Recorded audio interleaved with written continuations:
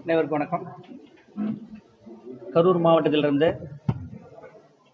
கரூர் கொஞ்ச நேரம் முன்னாடி வரைக்கும் சட்டமன்ற உறுப்பினர், இன்றைய முன்னாள் சட்டமன்ற உறுப்பினர் திரு எம்.ஆர். விஜயபாஸ்கர் அவர்கள் கழக தொண்டர்களுக்கும் கழகத்திற்கும் துரோகம் செய்துவிட்டு இன்று இரவு பகல் பார்க்காமல் உழைத்த இந்த கழகத்திற்கும் கழக தொண்டர்களுக்கும் துரோகம் செய்துவிட்டு கரூர் தொகுதியில் அனைத்து இந்திய அண்ணா திராவிட முன்னேற்ற கழகம் வெற்றி பெற வேண்டும் என்று வாக்களித்த மக்களுக்கு துரோகம் செய்துவிட்டு இன்று மாற்றுக் கட்சியில் இணைவதற்கு தன்னுடைய பதவியை ராஜினாமா செய்துள்ளார்.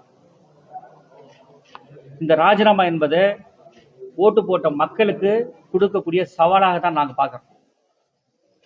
இந்த ராஜினாமா என்பது இரவு பகல் பாராமல் கடுமையாக உழைத்த கழக தொண்டர்களுக்கு விடுக்கின்ற சவாலாகத்தான் நாங்கள் இதை பார்க்குறோம். இது ஏதோ நீங்கள் கட்சிக்கு பொதுச் செயலாளருக்கு நீங்கள் சவால் விட்டு போன மாதிரியோ இல்லை இருக்கிற நிர்வாகிகளுக்கு சவால் விட்ட மாதிரி நான் எதிர்பார்க்க நினைக்கல. ஏன்னு சொல்லிட்டு சொன்னால், நீங்கள் சொல்லிட்டு போன காரணம் என்ன? 2 நாளாக மீட்டிங் நடத்தினீங்க, கட்சிக்காரில் வர சொல்லி நடத்தினீங்க, கடன் ஆயிடுச்சு, எப்படி கடன் கட்டுறது, அதனால கட்சி விட்டு போகணும். ஒரு கட்சி விட்டு போறவர் ஒரு எம்எல்ஏ பதவியை ரிசைன் பண்றவர் சொல்ற வார்த்தையாது எங்கள் மனதை துடிக்கிறது. இங்க வந்திருக்க அத்தனை தொண்டர்கள் மனது கொதிக்கிறது. 5 ஆண்டு காலம் அமைச்சர், 12 ஆண்டு காலம் மாவட்ட கழக செயலாளர், இத்தனை பதவிகளும் கொடுத்தது யார்? புரட்சி தலைவி அம்மா அவர்கள். உங்களை யார் அமைச்சர்கள் உட்கார வச்சிருந்தா? அண்ணன் எடப்பாடியார் அவர்கள். இத்தனையும் செய்துவிட்டு மீண்டும் தேர்தலில் வென்று அண்ணன் எடப்பாடியார் அவர்கள் முகத்தை காமித்து வெற்றி பெற்றுவிட்டு இன்று அத்தனை பேர்த்துக்கும் துரோகம் செய்கின்ற வகையில் இந்த சென்று கண்டிக்கத்தக்க. இது ஏன் சொல்றேன்னா, வெற்றி பெற்ற போனவர் இன்னைக்கு வரைக்கும் நன்றி சொல்ல கூட வரல. கரூர் தொகுதியில் கரூர் மாநகராட்சிகள் மட்டும் 48 வார்டு, 48 வார்டுக்கு 1,80,000 ஓட்டுக்கு மேலே இருக்கு. காலையில் 6 மணிக்கு ஆரம்பிச்சாங்க. 48 வார்டு முடிஞ்சு போச்சு. ஒரு வார்டுக்கு 1 நிமிஷம், 5 நிமிஷம், 2 நிமிஷம் நன்றி சொல்லி கடமைக்கு நன்றி சொல்லிட்டு போயிட்டீங்க. இங்கேயாவது கடமைக்கு நடந்துச்சு. கரூர் ஒன்றிய பகுதி, தாந்தோணி பகுதி எல்லாம் ஒன்றிய பகுதி எல்லாம் இந்த கரூர் சட்டமன்ற தொகுதி வருது. அங்க அந்த சந்தித்த மக்கள் நன்றி கூட சொல்ல போகல. மக்கள் அத்தனை பேர் பார்த்துட்டு கொதிச்சு போயிருக்கிறாங்க. என்னைக்கு தேர்தல் முடிந்ததோ, நான் வெற்றி ரிசல்ட் டேட்டை சொல்ல, என்னைக்கு தேர்தல் முடிஞ்சதோ அந்த தேதியை விட்டு நீங்க வெளியே போனவுதான். கவுண்டிங் அன்னைக்கு வந்தீங்க, நிர்வாகிகளை வாங்கப்பா கவுண்டிங் போலான்னு போனீங்க. கவுண்டிங் முடிஞ்சது, அவ்வளவுதான். வந்து முடிச்சா நைட்டு ட்ரெயின் ஏறினீங்க. அதுக்கப்புறம் நடந்த அத்தனையும் துரோகம் துரோகம் துரோகம். பொதுச் செயலாளருக்கு துரோகம், கழகத்திற்கு துரோகம், தொண்டர்களுக்கு துரோகம், தன்னை வாக்களித்த மக்களுக்கு துரோகம். இத்தனை துரோகத்தை செஞ்சு முடிச்சு இன்னைக்கு போய் பதவி ரிசைன் பண்ணிட்டு உட்கார்ந்துருக்கிறேன். எந்த வகையில் ஏற்றுக்கொண்டு தெரியவில்லை. ஏன்னா இந்த இயக்கம் யாரால் உருவாக்கப்பட்டது? தொண்டர்களால் உருவாக்கப்பட்ட இயக்கம். நீங்க நினைச்சதுக்கு நீங்க தான் ஜெயிச்சு நினைச்சிட்டு இருக்கிறீங்களா?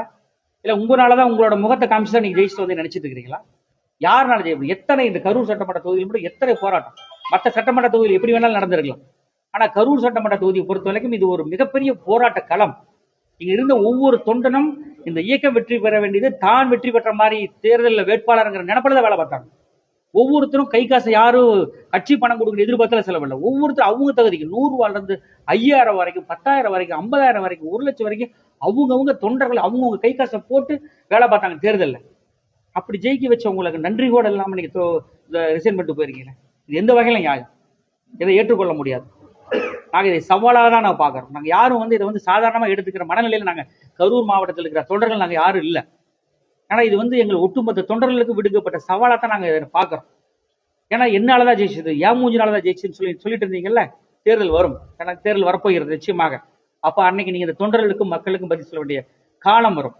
ஏன்னா என்று ஒரு மனிதன் தன் இயக்கம் எல்லாத்தையும் விட்டுட்டு கடைசியில் தன்னாலதான் அந்த இயக்கம் இருக்குன்னு நினைக்கிறாங்களோ, அன்னையிலிருந்து அவங்களோட அழிவு ஆரம்பிச்சிச்சு. அதிமுக இயக்கத்தை பொறுத்தவரைக்கும் கடந்த காலங்களில் அது நடந்தது, இப்போ அது நடந்தது. இவர்கள் அவ்வளவுதான் அதிமுக என்ற இயக்கத்துக்கு மூஞ்சியே நான் தான், முகமே நான் தான், அந்த கரூர் மாவட்டத்துக்கு என்ன தாண்டி எதுவுமே இருக்காதுங்கிற ஒரு நினைப்பில தான் இது நான் வரைக்கும் கட்சியை நடத்தி நிர்வாகத்தை நடத்தி எல்லாம் பண்ணிட்டு இருந்தாங்க. ஆனால் அதை எல்லாம் தாண்டி இன்று இந்த இயக்கம் நடந்து கொண்டிருக்கின்றது. இந்த துரோகங்களை எல்லாம் வேறு இருக்கக்கூடிய சக்தி இந்த அதிமுக கழகத்துக்கு இருக்கிறது, கரூர் மாவட்ட தொண்டர்கள் இருக்கின்றது. நாங்கள் நிச்சயமாக வரும் காலங்களிலே எங்கள் தலைவர் எடப்பாடியார் அவர்களின் அறிவுறுத்தலோடு நிச்சயமாக நாங்கள் களத்தை எதிர்கொள்வோம். இதற்கெல்லாம் நாங்கள் யாரும் பயப்படவில்லை, இருக்கிற தொண்டர்களும் பயப்படவில்லை. நேற்றே நீங்க கூப்பிட்டு 2 நாளா எல்லா பக்கம் கேட்கலே தெரிஞ்சிருக்கும். ஒட்டுமொத்த கட்சிக்காரன் பார்த்துட்டு போனான். அந்த எல்லாமே சொன்னாங்க, வேண்டாங்க முடிவு எடுக்காதுன்னு சொன்னாங்க இல்லையா? அப்ப அந்த ஒட்டுமொத்த தொண்டர்களின் முடிவு என்னன்னு தெரிஞ்சுதானே வெடி நீங்க தூங்கல. அதையெல்லாம் தாண்டி தான் பரவாயில்ல, நம்ம காப்பாற்றணும், நான் நிக்கணும், நான் மாவட்ட செயலாளரும், நான் அமைச்சர் ஆகணும், நான் கடன் வாங்கினதெல்லாம் செட்டில் பண்ணணும், நான் என்னோடது நல்லா இருக்கணும், இதுதான் உங்களோட எண்ணம். 5 ஆண்டு காலம் இப்போ கூப்பிட்டு பேசுறாராம், வாங்க எங்க கூட வாங்க, நாங்க வந்து உங்களுக்கு பதவி கொடுக்குறோம், அடுத்து உள்ளாட்சியில் பதவி கொடுக்குறோம், சம்பாரிச்சு கொடுக்குறோம். 5 ஆண்டு காலம் முதல்ல அமைச்சராக இருந்தீங்கல்ல, கடந்த 5 ஆண்டுகள் இருந்தீங்கல்ல, அப்ப என்ன பண்ணீங்க? அத்தனை கட்சிக்காரன்னு கேட்கறான். இன்னைக்கு கூப்பிட்டு பேசுறீங்களே, கடந்த 5 ஆண்டு காலம் நீங்க ஒரு 5 ஆண்டு காலம் அமைச்சராக இருந்தீங்கல்ல, அன்னைக்கு தொண்டர்களுக்கு நீங்க என்ன செஞ்சீங்க? இன்னைக்கு போன் போட்டு வாங்க வாங்க வாங்கன்னு கூப்பிடுறீங்களே, இன்னைக்கு ஏதாவது ஒரு நல்லது செஞ்சிருந்தா ஒட்டுமொத்த தொண்டரும் முன்னாடி வந்து நின்றுப்பாங்கல்ல. உங்களுக்குன்னு ஒரு செட்டப், அந்த செட்டப்புக்கு பூஜா பாடுறது, துதி பாடுறது, அந்த செட்டப்போட தான் நமக்கு போயிட்டு இருக்குது உங்களுக்கு எல்லாம். என்று நீங்க இந்த இயக்கத்தை நம்பாமல், இந்த கட்சியை நம்பாமல், நீங்க ஒரு தனி எம்ஆர்வி ட்ரஸ்ட் ஆரம்பிச்சு எல்லாமே ஏமூஞ்சி நீங்க பண்ணீங்களோ, அத்தனைக்கும் காலம் பதில் சொல்ல ஆரம்பித்து விட்டது. இந்த ஏற்கனவே நீங்கள் இந்த மாவட்ட செயலர் பதவி கட்சிக்கு செய்த துரோகத்தில் இழந்துட்டு போனீங்க. இனி சட்டமன்ற உறுப்பினராக பதவி இழந்திருக்கிறீங்க. இன்று சொல்கின்றேன், எங்களுடைய தொண்டர்களை வைத்து சொல்கின்றேன், எதிர்காலம் உங்களுக்கு காத்திருக்கிறது. உங்க தலைவர் சொல்லுவாரு, ஐ எம் வெயிட்டிங் சொல்லுவாரு, அதே மாதிரி இப்ப சொல்றேன், எங்க தொண்டர்கள் கட்சிக்காரங்க அத்தனை பேர் வி ஆர் வெயிட்டிங், எக்ஸ்பெக்ட் பண்ணிட்டு இருக்கிறோம். நிச்சயமாக எதிர்காலத்தில் அதற்கான பதிலை நாம் கொடுப்போம் என்பது இந்த நேரத்தில் நான் சொல்லிக்கின்றேன். இந்த துரோகத்தை ஏற்றுக்கொள்ள முடியாது, இந்த துரோகத்தை நாங்கள் மன்னிக்க முடியாது. இந்த துரோகத்தை நீங்க ரிசைன்மெண்ட் வந்திருக்கிற மக்களை சந்திக்க வருவீங்கல்ல, அன்னைக்கு நாங்க பார்க்கணும். கடனை நிவர்த்தி செய்வதற்காக தான் மாற்று கட்சி போயிருக்காரு. அதாவது கடனை நிவர்த்தி செய்வதற்கான கூப்பிட்டு பேசுறாங்க, கட்சிக்காரங்க எல்லாம் கூப்பிட்டு வாங்க வாங்க வாங்கன்னு பேசுறாங்க. கட்சிக்காரங்க என்னன்னு தெரியல, போறாங்க. போன நான் கடன் வாங்கிட்டேன் 100 கோடி கடன், 120 கோடி கடன். ஏன் கடன் யாருக்குமே இல்லையா? அப்ப கட்சிக்காரன் ஒவ்வொரு வீட்டுல கட்சிக்காரன் கஷ்டப்பட்ட ஒன்று சிலர் கடன் இருக்கு, எல்லாம் தான் அதை தாங்கி தான் இயக்கம் நடத்திட்டு இருக்கிறோம். அப்ப எல்லாமே விட்டுட்டு ஓடி போயிடலாமா? ஒரு 5 ஆண்டு காலம் அமைச்சராக இருந்த உங்களுக்கே கடன் பேச சொல்லிருந்தா, ஒரு சாதாரண தொண்டர்கள், கிளை செயலாளர்கள், ஒன்றிய செயலாளர் மற்ற நிலைமை என்ன வருது? 5 ஆண்டு காலம் அமைச்சராக இருந்தீங்க, உங்களுக்கு என்ன சொத்து என்னங்கிற அத்தனையும் இங்க இருக்கிற தொண்டர்கள் எல்லாத்துக்கும் தெரியும். நீங்க வேணா ஊராய மாத்தலாம், அடுத்தவங்களை ஏமாத்தலாம்.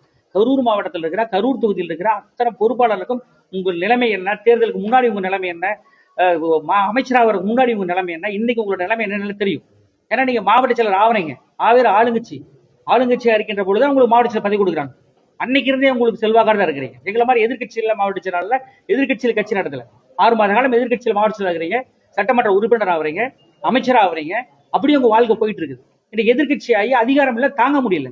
என்ன ஒரு நியாயம் இந்த விஷயம்? அதிகாரம் இருந்து, ஆட்சியிலிருந்து அதிகாரம் இருந்தால் மட்டும்தான் அந்த இயக்கத்தில் பயணிப்போம், இல்லைன்னா பயணிக்க மாட்டேன் என்று சொன்னால் இது எந்த வகை நியாயம்?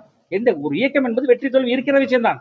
வெற்றி என்றால் கொண்டாடுவது, தோல்வி என்றால் இந்த இயக்கத்தை ஏன் தோல்வி பார்த்து அடுத்து வெற்றி இயக்கத்தை கொண்டு போறதான ஒரு தலைவனின் கடமை. ஒரு மாவட்டத்தை உங்க நிர்வாகத்தை நடத்துற உங்க நம்பி கொடுத்துருக்காங்களே, இதான் நீ செஞ்சதா? கேட்ட மாவட்ட செயலர் பதவி இல்லை, என்ன மாவட்ட செயலர் பதவி இல்லை? 12 ஆண்டு காலம் மாவட்ட செயலர் இருந்து நீங்க எத்தனை சட்டமன்ற தொகுதி வெற்றி பெற வச்சுங்கிறத முதல்ல நீங்க சொல்லணும். நான் கேட்கறேன், ஒரு முழுமை கேட்கறேன். 12 ஆண்டு காலம் சட்டமன்ற உறுப்பினர், 2016 நீங்க தேர்தல் நிற்கிற நீங்க சட்டமன்ற இது மாவட்ட செயலர் கிடையாது. 2019 அரவக்குறிச்சி இடைத்தேர்தல் வருது, அன்னைக்கு உங்க தலைமையில தான் தேர்தல் சந்திக்கிறோம். அன்னைக்கு நீங்க மாவட்ட செயலர் இருக்கிறீங்க, அமைச்சரா இருக்கிறீங்க, அன்னைக்கு ஜெயிக்க முடியல. அதே 2019 பாராளுமன்ற தேர்தல் வருது, அன்று அண்ணன் தம்பிதுரை நிற்கிறார். அந்த தேர்தலில் மாவட்ட செயலர் இருந்து நீங்க தான் வழி நடத்துறீங்க, அதுலயும் ஜெயிக்க முடியல. 2021 4 சட்டமன்ற தேர்தல் கரூர் தொகுதியில், அன்னைக்கு நீங்க தான் மாவட்ட செயலர், நீங்க தான் கேண்டிடேட் போட்டீங்க, மொத்தம் உங்க தலைமையில நடந்துச்சு. என்ன நடந்துச்சு? 4 தொகுதியும் ஜெயிக்க முடியல. 2024 பாராளுமன்ற தேர்தல், அன்னைக்கு நீங்க தான் மாவட்ட செயலர், அன்னைக்கு நீங்க தான் கரூர் மாவட்டத்தை வழி நடத்துறீங்க.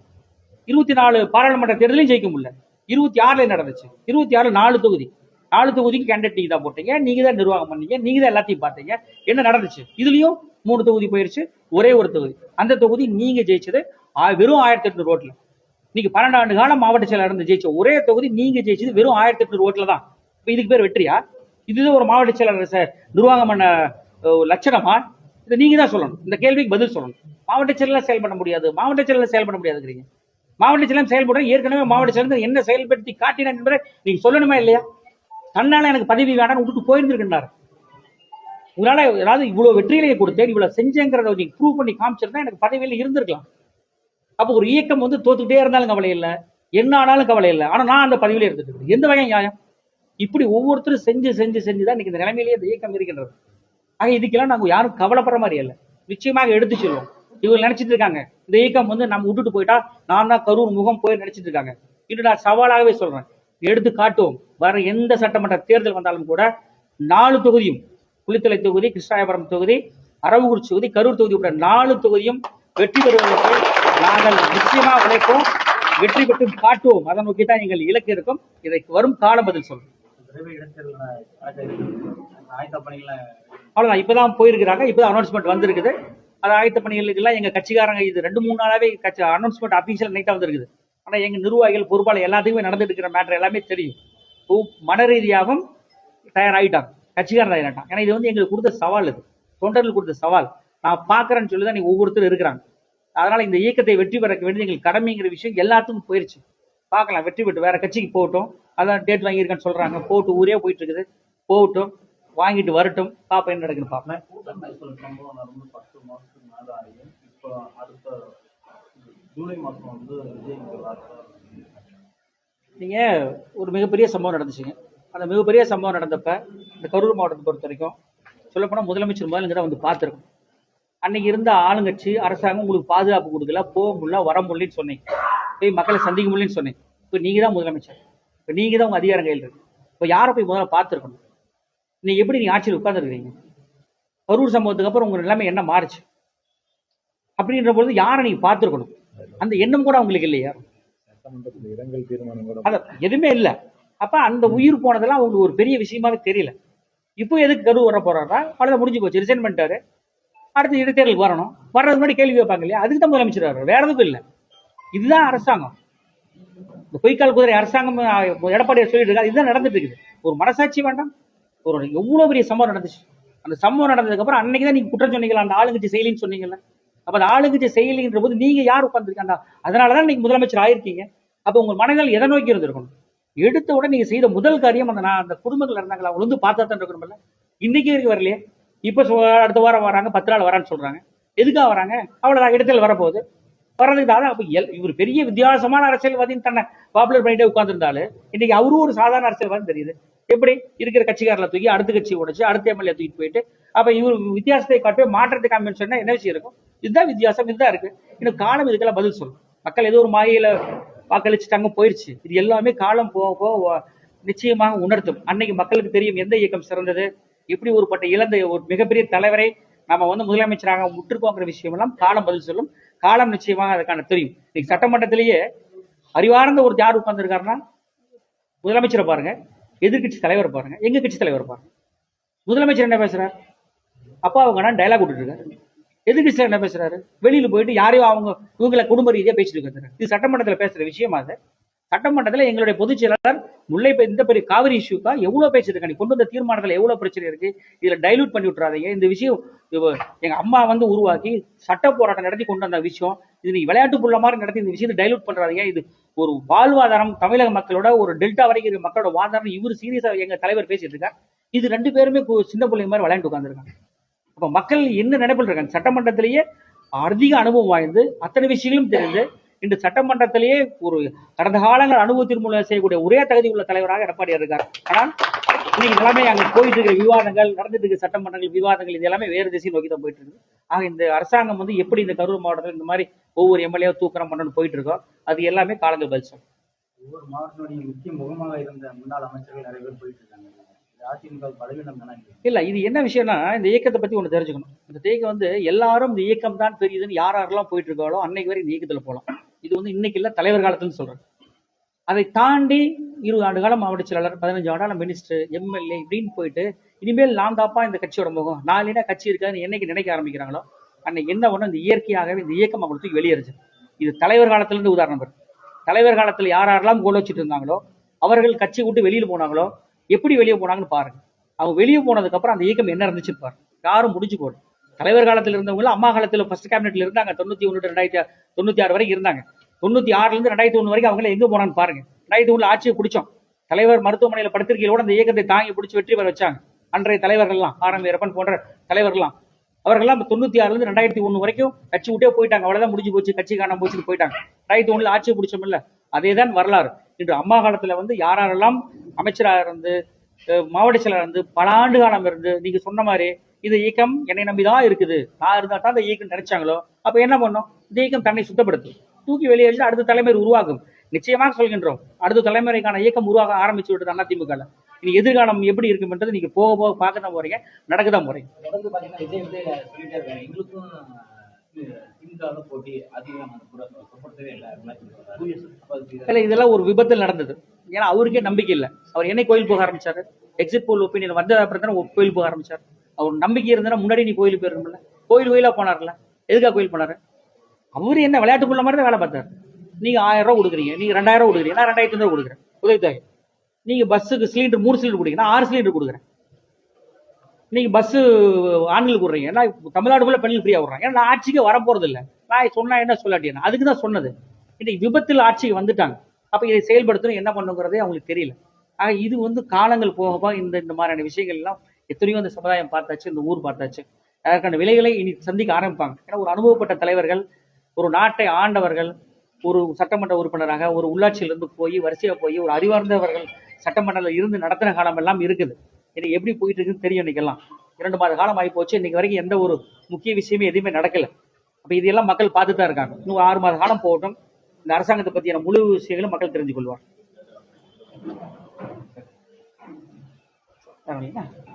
நன்றி.